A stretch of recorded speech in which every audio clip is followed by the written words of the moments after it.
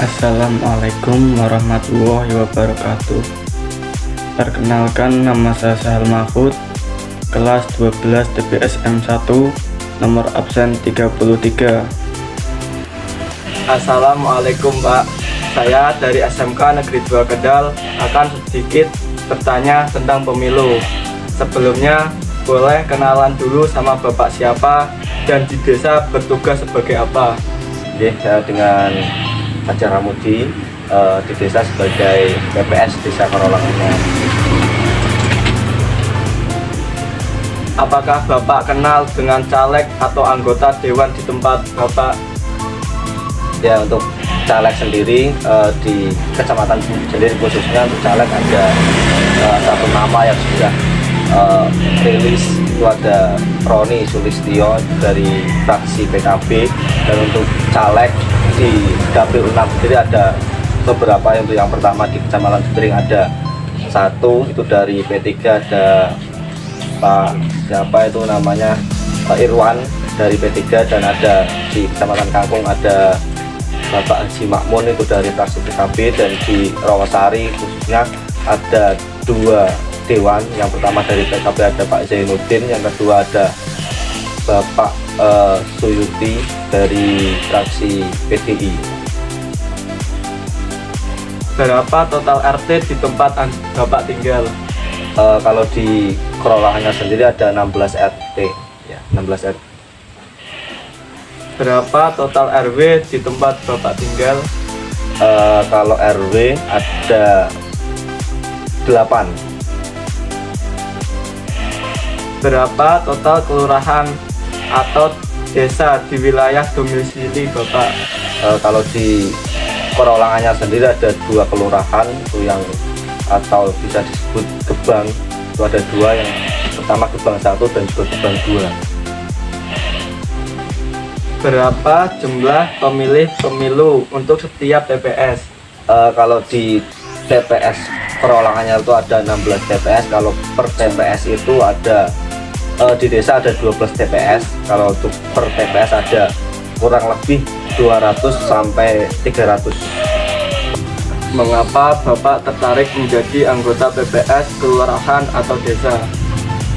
Oke, baik. Kalau alasan sendiri untuk mengapa tertarik di TPS itu, yang pertama melihat anggota TPS di tahun kemarin itu kebanyakan orang tua semua. Jadi kenapa saya tertarik adalah saya juga sebagai perwakilan dari pemuda desa harus mengambil peran di sektor kelurahan atau desa. Kenapa saya memberanikan diri untuk duduk juga bersama rekan-rekan PPS? Yang pertama ya adalah itu, untuk mengambil peran pemuda untuk bisa masuk ke sektor desa seperti itu. Bagaimana sikap Bapak ketika dihadapkan pada 2 pilihan yang sama penting antara tugas PPS kelurahan atau tugas domestik lain?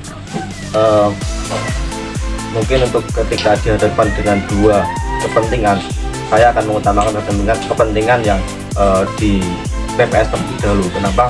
Karena di waktu dilantik sudah tertera bahwasanya harus mementingkan kepentingan PPS daripada kepentingan yang lain. Jadi ketika dihadapkan dengan 2 kepentingan, saya akan menyelesaikan dulu kepentingan yang ada di PPS, terus selanjutnya akan menyelesaikan di kepentingan yang lain.